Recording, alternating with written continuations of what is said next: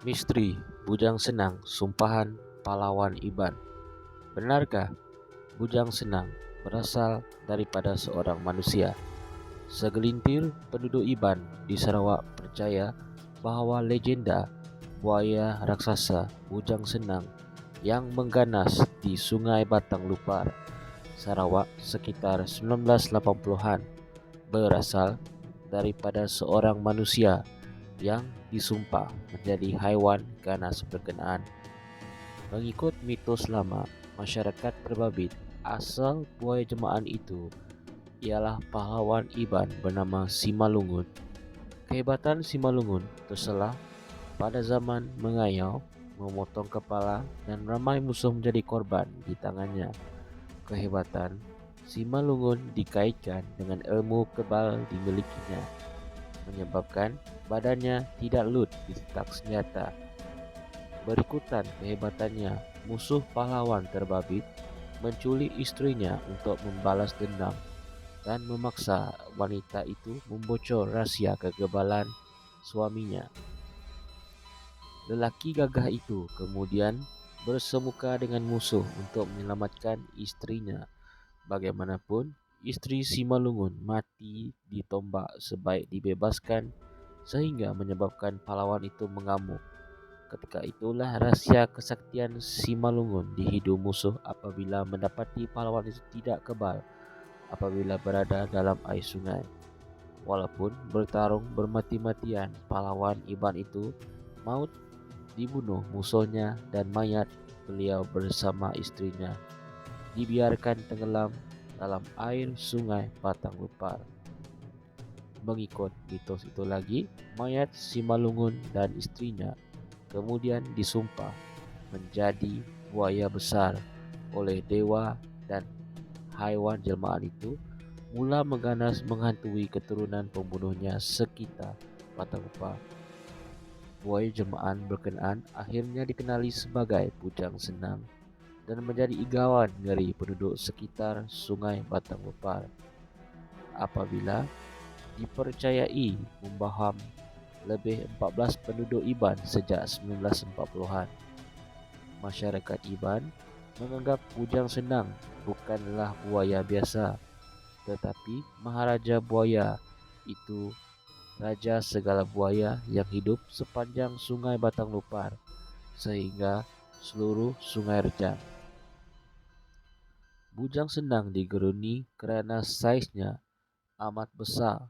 Malah sekitar zaman awal keganasannya, masyarakat dimomokkan bahawa buaya itu sebesar bas dan mampu memakan ramai mangsa dengan sekali hadap. Lebih aneh ialah Bujang Senang memiliki tanda belang putih di belakangnya yang tidak terdapat pada buaya lain. Walaupun buaya raksasa itu didakwa sudah mengganas sejak 1940-an. Kisah legenda Bujang Senang mula mendapat perhatian apabila ia membaham penghulu bangan dari rumah panjang Pali di Seri Aman pada 1982. Mengikut cerita, penghulu bangan bersama abangnya Kebir menangguk udang apabila Bujang Senang menyerang dan membaham tokoh pemimpin itu sebelum mengheretnya ke sungai. Kebir cuba menyelamatkan adiknya tetapi gagal dan ketika itulah beliau menyedari wujud belang putih di belakang buaya besar yang menyerang mereka. Serangan itu mengemparkan penduduk dan operasi mencari mayat penghulu bangan dilakukan selama 5 hari. Tetapi hanya badan mayat lelaki itu ditemui.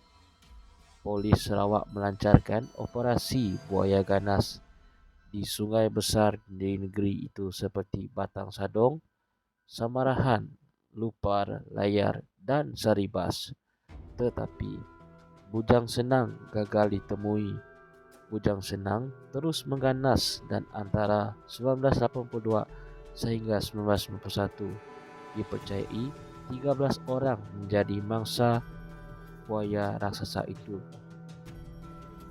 Kemuncak keganasan Bujang Senang berlaku pada Mei 1992 apabila haiwan itu menyambar mangsa ke-14, yaitu dayang anak bayang. 20 ketika gadis Iban itu menyeberangi sungai Palaban bersama ibunya. Berang dengan kejadian berkenaan menyebabkan puluhan penduduk Iban dan polis memburu buaya itu selepas kira-kira 4 jam menjejaki Bujang Senang. Buaya ganas itu berjaya dikepung di suatu kawasan sungai, tetapi cubaan membunuhnya menggunakan lembing dan peluru biasa gagal. Seorang dukun Iban kemudian mencadangkan paku digunakan sebagai peluru, dan atas dasar itu maka kira-kira 40 das tembakan menggunakan paku sepanjang 10 cm dilepaskan ke arah Bujang Senang. Akhirnya, riwayat Maharaja Buaya berkenaan berakhir pada hari itu. Tetapi legenda Bujang Senang sebagai buaya raksasa di Malaysia terus subur dikenang sehingga ini. Jika meneliti misteri dan cerita legenda membabitkan Bujang Senang, pastinya timbul kesangsian di kalangan masyarakat berhubung kesahihan dakwaan asal buaya berkenaan sebagai manusia yang disumpah. Golongan skeptikal pasti menyangkal dakwaan itu dengan hujah mereka tidak pernah melihat peristiwa mistik seperti itu berlaku. Bagaimanapun, ada pihak meyakini asal legenda berkenaan sebagai benar dan berlaku membabitkan unsur kuasa gaib.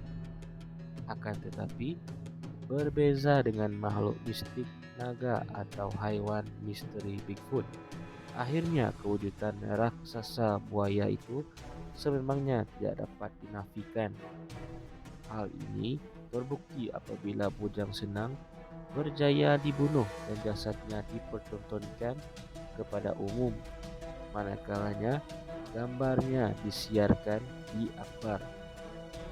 Bagaimanapun, dakwaan buaya raksasa itu sebesar bas didapati tidak benar, kerana saiz sebenar Bujang Senang adalah 5.46 meter panjang dan lilitan perut 2.12 meter. Walaupun tidak sebesar bas, saiz Bujang Senang itu tetap diktiraf sebagai buaya raksasa. Dalam ulasan kepada sebuah akhbar, Jabatan Muzium Sarawak mengakui sungai di negeri itu memang memiliki banyak sarang buaya, dan kewujudan buaya besar dianggap sebagai lumrah alam yang biasa di kawasan berkenaan. Kesimpulannya, Bujang Senang hanyalah seekor buaya biasa bersaiz besar, dan reputasinya dikenang lantaran ia membaham ramai manusia. Keunikan Bujang Senang berbanding buaya lain ialah belang putih di belakangnya yang berkemungkinan disebabkan menghidap penyakit genetik separa albino. Legenda mistik membabitkan Bujang Senang pula bersandarkan dakwaan ia adalah jelmaan manusia, yang mana cerita berkenaan masih disaksikan kesaksiannya oleh pihak